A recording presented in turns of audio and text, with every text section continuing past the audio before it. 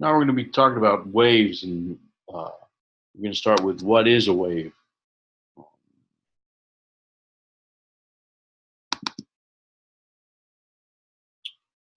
Okay. Um, Imagine dropping a pebble into a pool of water, or even a drop of water, as you can see in the photo. This disturbance produces water waves, which move away from the central point of impact.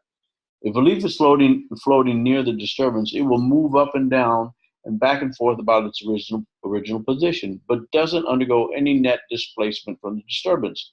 This means that the water wave or disturbance moves from one place to another, but the water isn't carried with it. When we observe a water wave, we see a rearrangement of the water surface. Without the water, there wouldn't be a wave. In the same way, a wave traveling on a string wouldn't exist without the string. Sound waves travel through the air as a result of pressure variations from point to point. We can consider a wave to be the motion of a disturbance. In a later topic, we discuss electromagnetic waves, which don't require a medium.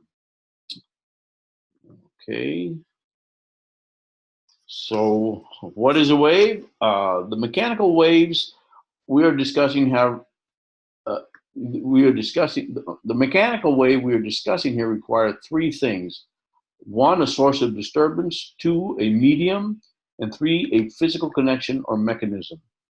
All waves carry energy and momentum, but the amount of energy transmitted through a medium and the mechanism responsible for the transport of energy are different in each case.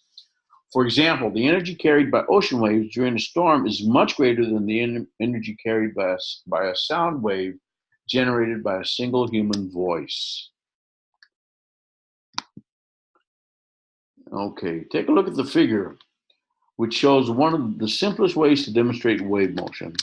The person flips one end of a long string that is under tension and has its opposite end fixed. The bump, called a pulse, travels to the right with a definite speed. A disturbance of this type is called a traveling wave. Each figure shows the shape of the string at three closely separated times. As the wave pulse travels along the string, each segment of the string that is disturbed moves in a direction perpendicular to the wave motion. So you don't have the pieces of rope going down, you have the wave going down, but the pieces of rope just go up and down like that. Let's go to the next slide. Okay. If we have a chance, I'll bring out a slinky and show you wave motion Thursday. It's an interesting little phenomenon. Okay, types of waves. The figures on the left shows the point of a particular tiny segment of a string P. The string never moves in the direction of the wave. A traveling wave in which the particle of the disturbed medium move in a direction perpendicular to the wave velocity is called a transverse wave. The figure on the right shows the formation of transverse waves on a long spring. So transverse waves, the particles on the medium just move up and down for a transverse wave.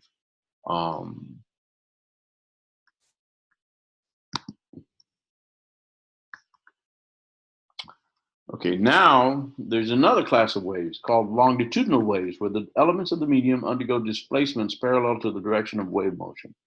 For example, sound waves in air are longitudinal. Their disturbance corresponds to a series of high and low pressure regions that can travel through air and through any material medium with a certain speed. The figure shows how to produce a longitudinal pulse. The free end is pumped back and forth along the length of the spring. This action produces compressed and stretched regions of the coil that travel along the spring, parallel to the wave motion. And that's what we get with sound. As we speak, we're getting compression and rarefaction of air molecules, and that form waves, and that's what we hear, that's what we receive.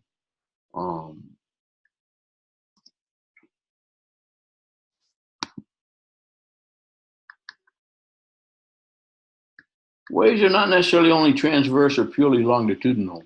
For example, ocean waves exhibit a superposition of both types. When an ocean wave encounters a cork, the cork executes a circular motion. Another type of wave, called the soliton, consists of a solitary wavefront that propagates in isolation. Ordinary water waves generally spread out and dissipate, but solitons tend to maintain their form.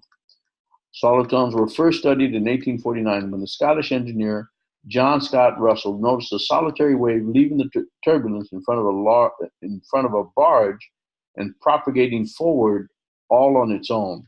The wave maintained its shape and traveled down a canal at about 10 miles per hour.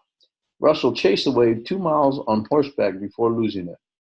Now, solitons are used to model physical phenomena, from elementary particles to the giant red spot of Jupiter. Okay, this figure shows the curved shape of a vibrating string. This pattern is a sinusoidal curve, the same as in simple harmonic motion. You can think of the brown curve as a snapshot of the traveling wave taken at some instant of time, say t = 0. The blue curve is a snapshot of the same traveling wave at a later time. This picture can also be used to represent a wave on water. In that case, a high point would correspond to the crest of the wave and a low point to the trough of the wave. Okay. The same waveform can be used to describe a longitudinal wave. Even though no up and down motion is taking place, let's consider a longitudinal wave traveling on a spring. The top figure is a snapshot of a longitudinal wave at some instant, and the bottom figure shows the sinusoidal curve that represents the wave. Points where the coils of the spring are compressed correspond to the crest of the waveform, and stretch regions correspond to troughs. The type of wave represented by the curve in the bottom figure is often called a density wave or pressure wave, because the crests where the spring coils are compressed are regions of high density, and the troughs where the coils are stretched are regions of low density. Sound waves are longitudinal waves, propagating as a series of high and low density regions. And that's it for this slide. As a bonus, if you want to look up earthquakes, there's two types of we see two types of waves in earthquakes. We get the transverse wave and we get a longitudinal wave. And I forget right now which one is the more damaging and which one you feel first.